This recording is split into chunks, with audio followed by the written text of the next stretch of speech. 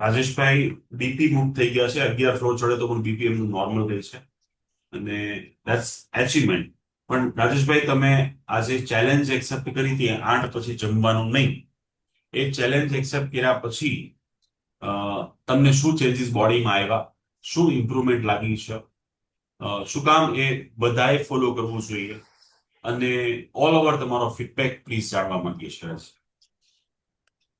Good evening sir. Yes, good evening. હું પીયુટી નો 2 વર્ષથી આ મેમ્બર છું. હું રાજેશ પટેલ, રાજકોટથી. મને 20 વર્ષથી આ બીપી અને કોલેસ્ટ્રોલની દવા ખાતો હતો અને બધા ડોક્ટરે એમ જ કીધું કે એકવાર તમે બીપીની દવા ચાલુ કરો પછી બંધ ન કરી શકો. તો મેં ફેસબુકમાં સરની એડ જોઈ અને હેમુગટી હોલમાં મેં સેમિનાર એટેન્ડ કર્યો. એટલે મને એમ થયું કે આપણે આ ટ્રાય કરી જોઈએ. એમાં કાંઈ બીજું અઘરું નહોતું, 3 બાઉલ જ એડ કરવાના હતા. બાકી હું એક્સરસાઇઝ ને તો રેગ્યુલર કરતો જ હતો. પછી મેં સરનું ટીયુટી પ્રોગ્રામ જોઈન કર્યો અને 2 વર્ષ થઈ ગયા છે. અને 2 વર્ષથી હું રેગ્યુલર 3 બાઉલ ખાઉં છું. સવારે ફ્રૂટ, બપોરે સલાડ અને સાંજે કઠોળ. અને મને હવે ટેવ પડી ગઈ છે કે રોજ 7 વાગે સાંજે જમી લઉં છું. એટલે 2 વર્ષથી હું રેગ્યુલર ફોલોઅપ કરું છું અને 1.5 કલાક રોજ એક્સરસાઇઝ કરું છું. સવારે 1 કલાક અને સાંજે અડધી કલાક પ્રાણાયામ કરું છું. અને રાજેશભાઈ, બે વર્ષ પહેલા હું જનરલ તમારા માટે નહીં પણ અન્ય મેમ્બર્સને કંઈક માહિતી મળે. 2 વર્ષ પહેલા તમે કેટલા પુશઅપ કરી શકતા હતા અને અત્યારે કેટલા પુશઅપ કરી શકો? હા, 2 વર્ષ પહેલા હું પુશઅપ નહોતો કરી શકતો અને મને થાક લાગતો હતો, મારા પગ દુખતા હતા. પછી આ 3 બાઉલ એડ કર્યા પછી મને થાકે નથી લાગતો અને હવે રોજ 15 ના 2 સેટ કરું છું પુશઅપના. 15 ના 2 સેટ.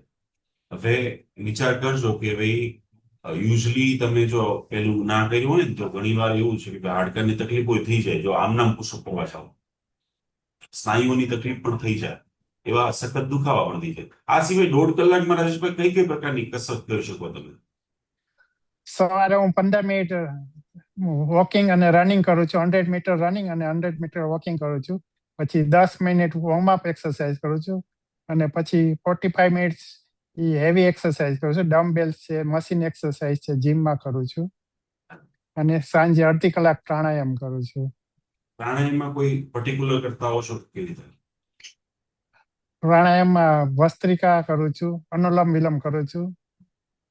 બરાબર. બીપી મુક્ત થવું લગભગ છે ને બધા એવું માને કે અશક્ય છે. રાજેશભાઈ, તમારા ક્યાં ક્યાં રિપોર્ટ્સ આપણે કરાવેલા છે હૃદય રિલેટેડ? હૃદય રિલેટેડ આપણે